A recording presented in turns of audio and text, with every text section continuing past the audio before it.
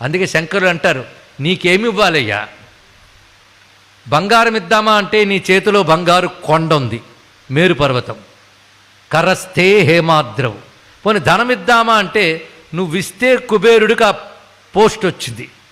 నీ ఇంటి దగ్గర అలకాపురులు అలా కూర్చుని ఉంటాడు, అక్కడ పిలిస్తే పరిగెట్టెట్టు.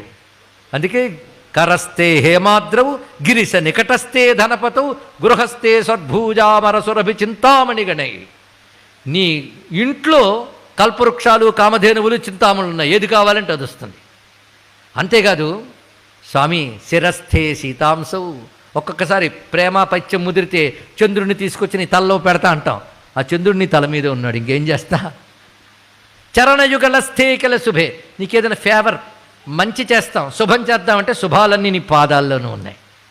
అన్నీ ఉన్న నీకు నేనేమిస్తానయ్యా? కిమర్థం దాస్యేహం భవతు భవదర్థం మమ మనః. ఇంక నీకేమిస్తాను?